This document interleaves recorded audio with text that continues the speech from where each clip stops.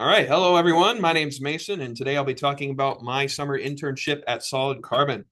So to get started, I wanted to give a brief overview of what I'll be talking about today, starting with an introduction of me and my agenda throughout this internship, then introducing my host company, Solid Carbon, as well as their goals and outcomes expected of me. Then I'll go ahead and lead into my outcomes and the results of those goals. And finally, opportunities that I've had to grow throughout this internship. Introducing myself, I am a third-year forest engineer at Oregon State University, and I came to this conclusion through asking myself the question of how do I combine my two favorite things, the outdoors and solving complex real-world problems. Forest engineering was that answer. And throughout this internship, my agenda was to assess sustainable practices at Solid Carbon and understand the processes that take place to ensure compliance to environmental standards set forth by them or third parties. What I will be talking about today in this internship is how environmental science and policy compliances are impacting businesses into growing their opportunities by offering sustainable alternatives. Okay, hold on. They're not seeing it. Okay.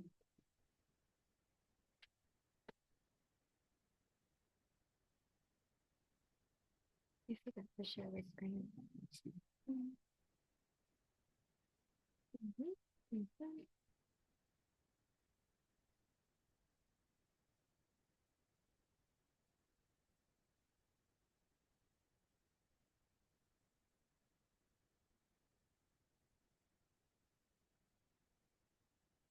Perfect. Okay.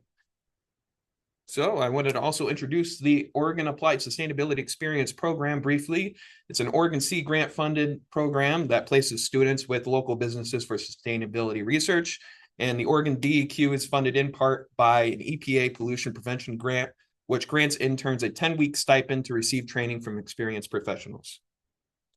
Now, a little bit about Solid Carbon themselves. It is a startup company founded in 2022 and is aiming to turn concrete, the world's most used human-made material and responsible for about 8% of global emissions, into a carbon sink. Located in McMinnville with over 1,000 yards of this already carbon sequestering concrete poured across the Pacific Northwest. Currently, they are in development of a second generation product, which can be produced at a much larger volume to increase total sequestration. Currently, there are 8 employees at the site, and they are deep in the development stages of this second generation product and are looking to get to market here soon. And they're accomplishing this through biochar. Biochar itself is a stable form of carbon that is generated through pyrolysis of woody biomass. And pyrolysis is just a process in which the woody biomass is burned in an anaerobic environment or an environment that is lacking oxygen, and that produces the stable form of carbon, or biochar. The project goals throughout my internship were to perform a preliminary life cycle analysis, or an LCA, on potential feedstocks and processes to inform down selection and prioritization of the second generation product. And I was also to investigate the incorporation of this new product at existing ready-mix concrete facilities, aiding in the product development of the second generation.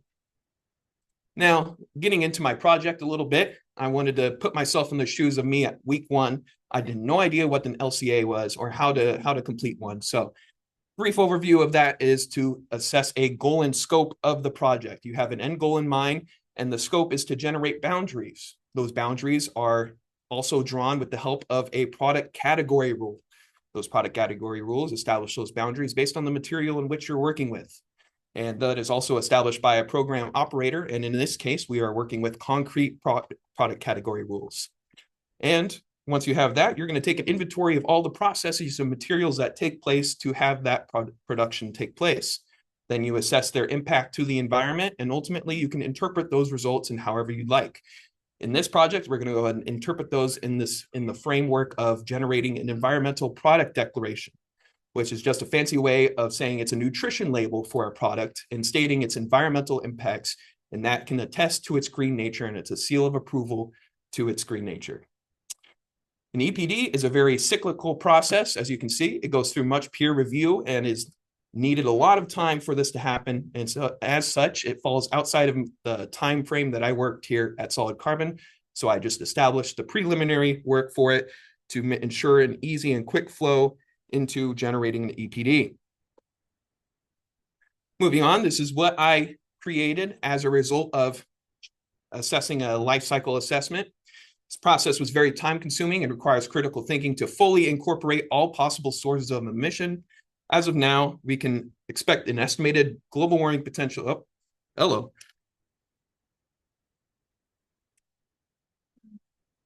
As of now, we can expect an estimated global warming potential of about 253 kilograms of CO2 emitted per metric ton of biochar that is produced within this framework. And that is as a product of that life cycle analysis, which would be up on screen now. They can still see it. It's just our screen. I see. Perfect. And the biochar product is shown in the bottom right. That is the finalized product that will be added into the concrete after post-processing. Now, I was also to investigate the incorporation of the second generation product into already existing ready mix facilities. During my investigation of these facilities, it was determined that they do not have the proper machinery to process this product. As a result, my host company asked me to reach out to suppliers of different machines and mills to begin sourcing information, pricing, and other technicalities about obtaining and operating these huge industrial machines, the scale of which you can see from the gentleman on the left. And the facility on the top is the Wilsonville Concrete Plant, and that is the sister company of Solid Carbon, and we work very closely with them to process material and assess testing. Let's see. Next on, I would assist in product development through the lab. I would process material in large enough quantities to run tests that would assist in understanding the interaction between concrete and the biochar that we produce. The optimal mix is dependent on the type of application, which would be assessed by comprehensive or compressive strength in the hydraulic press, which you would see if it will load. It's a video. I see.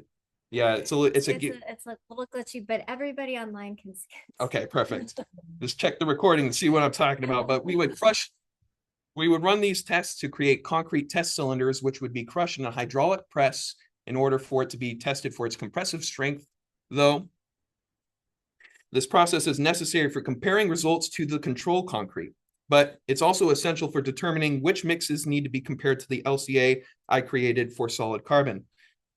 And I would also assist in product development through batching test concrete, checking slump, and the casting the concrete test cylinders. So to give a brief overview of what I just talked about, I laid the groundwork for a comprehensive LCA to be done in a quick fashion to aid Solid Carbon in developing an environmental product declaration. I also drove to different facilities to test concrete batching materials and the assessment of processing machines. And then I also assisted in product development through processing material in machines and completing drop-offs or pickups of chemicals and aggregates at different facilities to aid in that product development. See here, I have my P2 table and the triangle you've all seen way too much. And here it is almost comprehensive, but very rough estimates of all the recommendations I've made to the Solid Carbon. Their processing of material is still very liquid and is not very set in stone yet, no pun intended. And and that made it hard to kind of generate these estimates. Though I had two high priority recommendations for Solid Carbon, which would be to continuously update that life cycle assessment in order to always understand how much they're generating and as well as to compare their test concrete batches to. And also the hypothetical life cycle assessment took place in Salem, Oregon, which has its electrical grid is very green in nature and has much hydroelectricity. And as a result, traveling distance is going to be the biggest contributor to global warming potential. And as a result, I recommend that to be shortening their travel distances, as that would make the biggest impact for the life cycle analysis. For the next two, they are pyrolysis heat drying, which are just utilizing already existing processes to cut down on emissions, as well as using the existing rail spurs that are next to Salem, Oregon facility. That would also cut down on travel distance and thus global warming potential. Finally, I have all the opportunities in which I've learned to grow. Two of my favorite here are the personal growth and communication. Always take refreshers for the basics. As one of the first days I showed up at 9 p.m. expecting it to be a 9 a.m. expecting it to be a 9 to 5. And lo and behold, it was actually an 8 a.m. start time.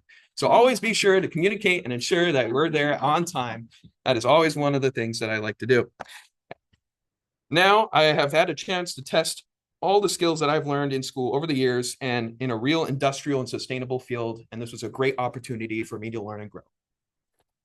Now I wanted to open up to any questions anybody might have at this time, as this is the end of my presentation, if it would change there, but I know the people online can still see it. I'll go ahead and take it to my thanks page. Any questions? Hannah? That was really amazing. Thank you. Thank you. I appreciate it. I appreciate it. Thank you.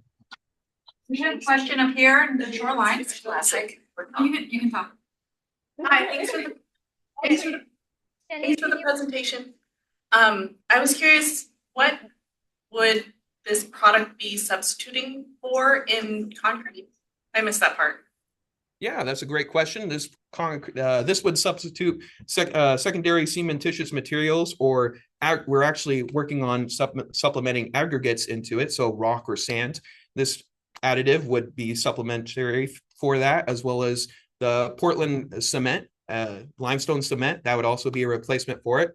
We are deep in the testing stages in adding chemicals and adding different additives to this in order to assess its sustainability in concrete and as well as its longevity. Great question. Hannah? What makes it specifically a carbon sink is my question. Yeah, so the processes that take place in concrete production generate a lot of emissions to atmosphere.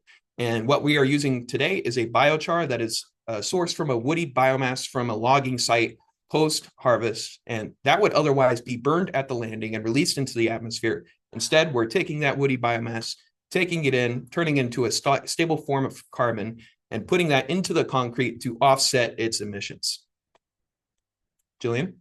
So I actually think that I have a solution to your rock and sand with my wet waste. Mhm. That once my wet waste is dry, we could then send it to you guys because we want to get rid of it. So I need to talk to you. Yeah, no, me and my host supervisor, Mac, he's the research engineer at Solid Carbon. We were just talking about that, and it would be very helpful to kind of know that osmosis machine and water waste. That definitely big stuff there. Has a lot of metals and rocks. That would be welcome. And if I had my thank you slide up, it would be showing you my email and other socials and contacts. So perfect. That works out. Any other questions?